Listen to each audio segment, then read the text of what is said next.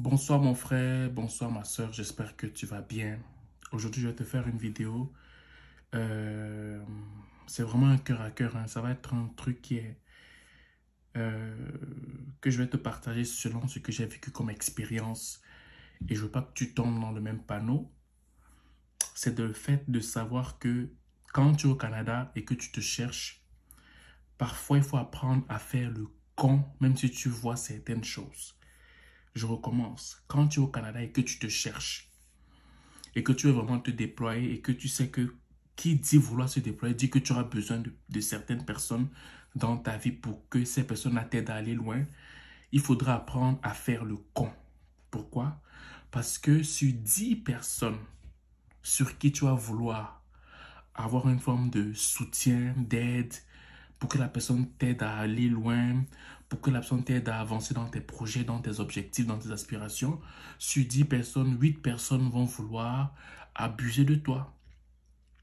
Et certaines personnes même vont te voler, vont t'arnaquer. Et si tu ne fais pas le con, même dans ta vérité, tu risques d'être coupable devant un tribunal. Je recommence. Si tu es en train de te chercher au Canada, si tu veux atteindre certains objectifs au Canada, si tu ne veux pas être dans le conformisme et que tu veux vraiment te déployer au Canada, et qui dit se déployer au Canada dit que tu auras besoin que telle personne t'aide à tes débuts, telle autre personne t'aide à tes débuts, que ce soit dans un milieu de travail, que ce soit dans les affaires, que ce soit dans l'entrepreneuriat, bref, dans tous les secteurs d'activité. Très peu de gens seront animés de bonne foi, même s'ils te donnent un coup de main. Et beaucoup de gens vont vouloir abuser de toi parce que tu as besoin d'eux. Donc, parfois, et je ne dirais même pas parfois, dans la majeure partie du temps, il faut apprendre à faire le con. Et qu'est-ce que j'entends ici par faire le con? C'est de faire comme si tu ne voyais pas ce qui se passait parce que tu as un objectif à atteindre. Écoute-moi, c'est très important ce que je suis en train de te dire. Parce que si tu veux dire non, moi ne me fais pas ça, moi je suis telle personne, on ne me manipule pas, on ne me fait pas ceci, moi je vais riposter, je vais me venger, tu risques de dédommager la personne qui t'a volé. Parce qu'elle a la politique de ses moyens et toi tu te cherches encore. La justice au Canada est très simple. Je veux dire, la possibilité de se défendre est donnée à tout le monde. Fait que si tu veux porter plainte, tu peux aller dans un tribunal. On va dépendamment de tes revenus, on va regarder ce que tu gagnes. On peut te donner un avocat commis d'office, mais l'avocat commis d'office est là vraiment pour te défendre. Mais tu sais pertinemment, toi et moi, que si tu as un avocat que l'État paye et que toi, tu payes de tes propres poches, l'engagement peut être complètement différent et la qualité de l'avocat aussi peut être complètement différente, ok? Et si toi, tu te dis que non, comme tu es au Canada et que c'est un pays de droit, je suis d'accord avec toi, et que tu vas aller réclamer justice, je suis aussi d'accord avec toi. Si tu peux aller te plaindre, tu te plains, mais il faut te plaindre en étant prêt pour les représailles, même si tu as raison. Le Canada est un pays de droit, je suis d'accord. On te donne la possibilité de te plaindre, je suis d'accord.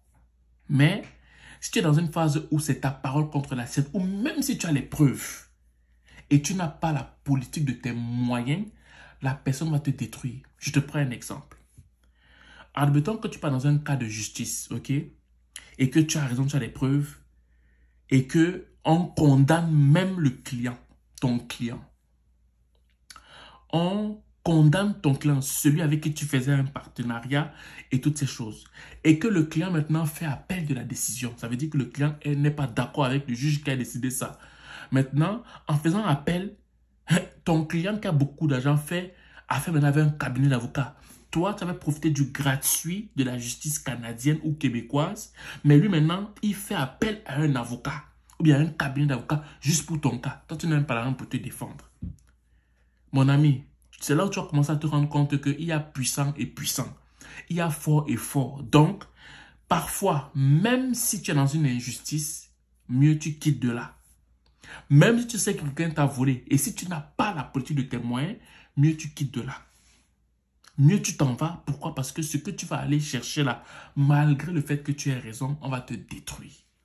Je te dis parce que j'ai vécu ces choses-là. Moi, vous savez, vu que j'ai toujours essayé d'aller selon mes propres voies, selon ma propre intuition, selon mes rêves, j'ai toujours voulu marcher comme ça au Canada parce que je me suis toujours dit que le Canada est un pays qui a tellement d'opportunités. Et je ne peux pas me contenter simplement d'être comme ça, comme monsieur, madame, tout le monde, faire du suivisme comme ça. Pourquoi? Parce que il faut le faire pour qu'on te respecte, pour qu'on te considère. Mais moi, j'en ai rien à faire qu'on me considère. Ce que je veux, c'est atteindre vraiment mes objectifs selon ce que je ressens dans mon cœur.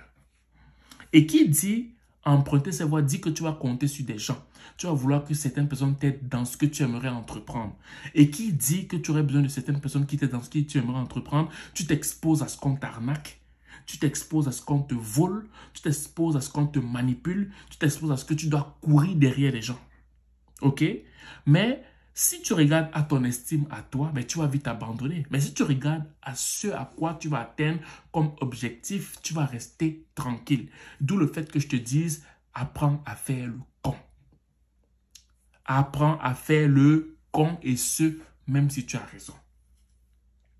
Donc, moi, je voulais vraiment te faire cette vidéo juste pour te dire que quand tu arrives, ce n'est pas la faute du gouvernement canadien, c'est que c'est comme ça. C'est déjà, quand tu ne sers à rien, les gens ne sont pas là pour faire de la charité. Ce n'est pas tout le monde qui va prendre le temps pour toi.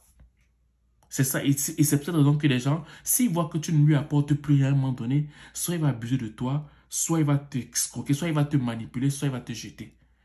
Et quand tu es en position de faiblesse, que la personne est en position de force, très peu de gens vont prendre ça de façon très, je veux dire, de façon très simple en disant que non, il a envie d'apprendre, je vais lui apprendre le métier. Très peu vont t'apprendre comme ça. Beaucoup vont abuser de toi ou vont te faire sentir que si tu ne cours pas après moi, ben, tu n'auras pas ce que tu veux en fait. Ok? Donc, je t'encourage vraiment à, même s'il y a ça, persévère. Parce qu'il y a beaucoup de nos frères et sœurs africaines qui connaissent ces réalités-là et qui décident malheureusement d'abandonner leurs rêves. Pourquoi? Parce qu'ils ou elles ne sont pas prêts à supporter ce genre de choses. Je peux les comprendre. Mais nous qui sommes des assoiffés et qui voulons entrer dans les opportunités du Canada, on est prêt à subir ça et avancer. Ok? Voilà. Et voilà ce que je voulais te dire ce soir. Je te passe une excellente soirée. Une excellente soirée. Que Dieu te bénisse. Bye bye.